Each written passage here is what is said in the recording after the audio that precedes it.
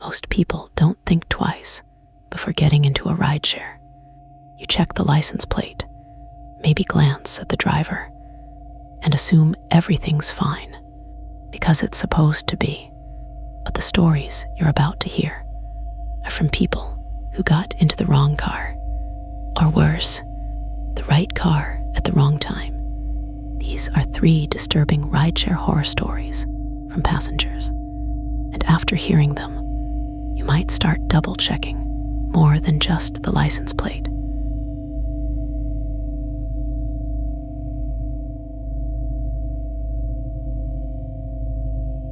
I almost didn't get in the car. It was late, like way later than I should have been out, and my phone was at 3%. I had just left a friend's place, and the streets were dead quiet. No cars, no people, just that weird kind of silence that makes you feel like you're being watched. I ordered a ride and stood on the curb, watching the little car icon get closer. When it pulled up, I hesitated. The license plate matched, but the driver didn't roll down the window, didn't say my name. He just sat there. I opened the door anyway. The second I got in, I noticed how dark it was inside. No interior lights, no music, just the faint glow of the dashboard. "Hey," I said. "For Jake." He nodded once, didn't look at me, didn't speak.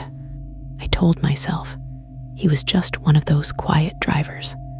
I mean, I've had plenty of those before. But then he locked the doors. I heard it, clear as day. Click. I laughed a little, trying to break the tension. "Long night?" I asked. No response. We started driving. At first, everything looked normal. The route matched what I saw on my phone. Same streets, same turns. Then my phone died. And right after that, he missed a turn. I sat up a little and said, "Hey, I think you were supposed to turn back there." Still no response. He just kept driving. The streetlights started getting farther apart. Houses turned into empty lots, then into nothing but long stretches of road with no sidewalks. That's when I noticed the child lock.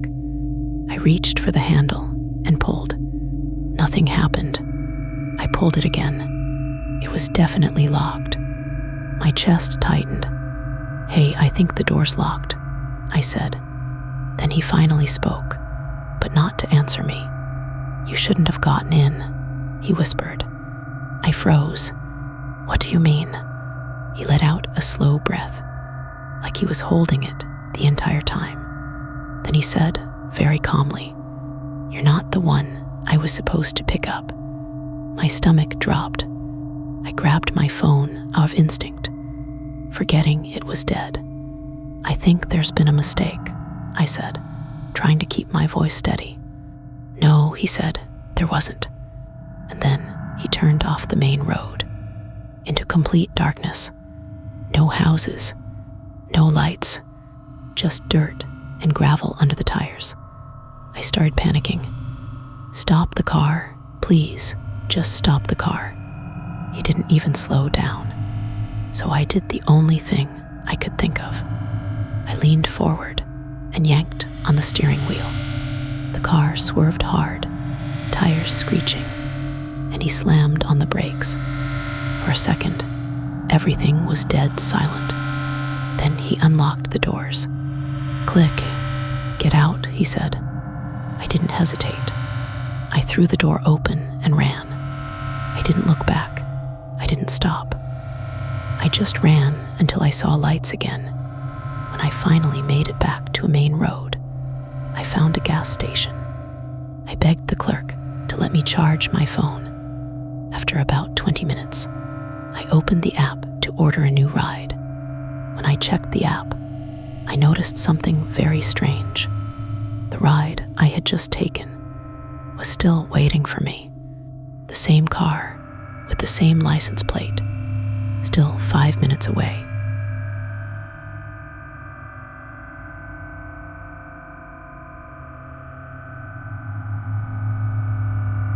wish I never fell asleep. It had been a long shift, and I was exhausted.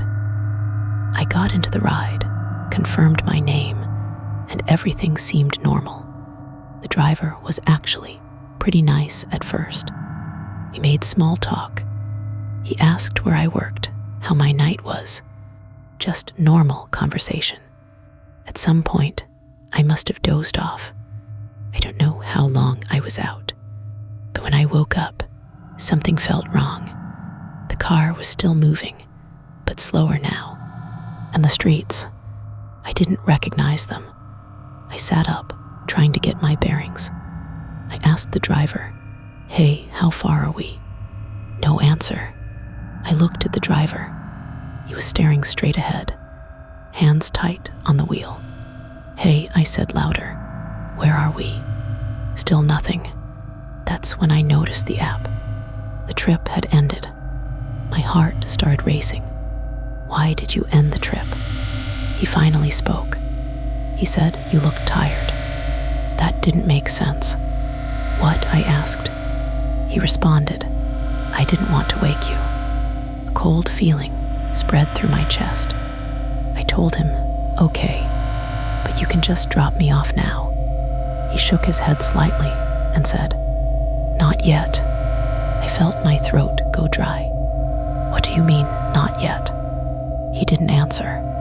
Instead, he reached up and turned off the GPS screen. The map disappeared. Now it was just us and the road. I grabbed the door handle. Locked. Of course it was locked. "Unlock the door," I said, trying not to sound scared.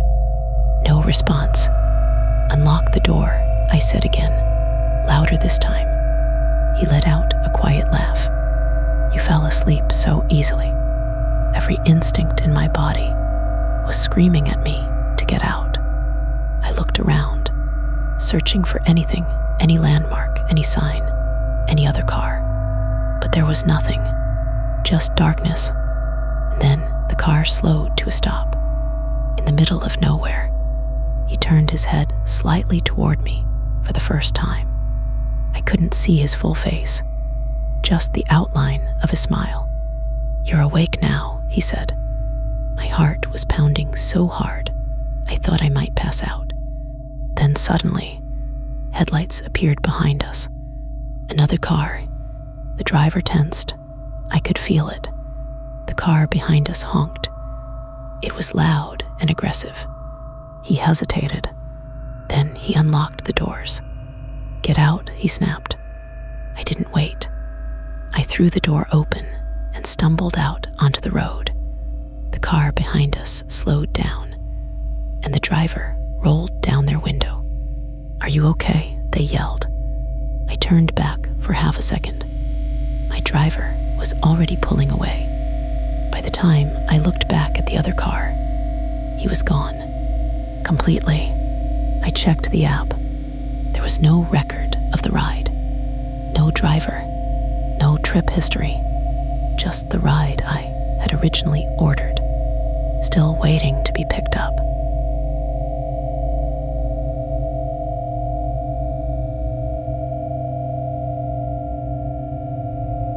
I started recording without him knowing.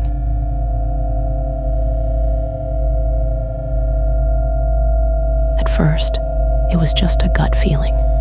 You know that feeling you get when something's off, but you can't explain why. Yeah, that feeling. The driver had my name before I even said anything, which isn't that weird, except I hadn't opened the door yet. He was still standing outside the car. He leaned over and unlocked it. "Get in," he said. No hey, no confirmation, just that. I should have canceled right there, but I didn't. I got in. The second I sat down, I noticed something strange. There was already a trip running on his phone, but it wasn't mine. Different name, different destination. I frowned. I think you've got the wrong ride." He smiled. "No," he said, "I've got the right one." That didn't make any sense. I slowly pulled out my phone and opened the camera, hitting record without making it obvious. "Can you just double-check the name?" I asked. He ignored me. We started driving, not following the route on my app, not even close. "Hey," I said, trying to stay calm. "You're going the wrong way." "I know," he said. My stomach dropped. "Then why are you going this way?" He didn't answer. He just kept driving. The houses started disappearing. The streetlights got fewer and farther between. I could feel my heart pounding in my ears. "Stop the car," I said. "Nothing." "Stop the car," I repeated louder. He reached over and turned off the interior lights completely. Now I could barely see anything, just his silhouette and the faint reflection of my own face in the window. That's when he spoke again. "You started recording, didn't you?" My blood ran cold. I hadn't made a sound. I hadn't moved. "How did you?" "I can hear it," he said softly. The little click. I froze.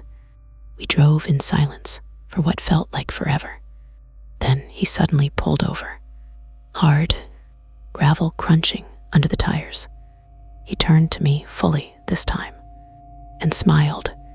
"Get out." I didn't move. "Now," he said. The doors unlocked. Click. I grabbed my phone and bolted. I ran until I couldn't breathe, then hid behind a fence, watching the road, waiting. The car didn't leave. It just sat there, engine running, lights off, like it was waiting for me to come back. I stayed there for almost an hour before I finally called someone to come get me. When I got home, I checked the recording. The video was there, but the audio was completely silent, except for one thing. Right at the end, a voice, not mine, not his, whispering, "You weren't the only one in the car."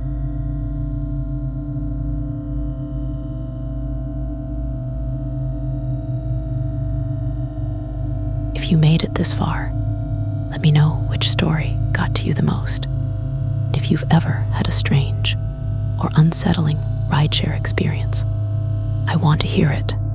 Some of the creepiest stories come from real people.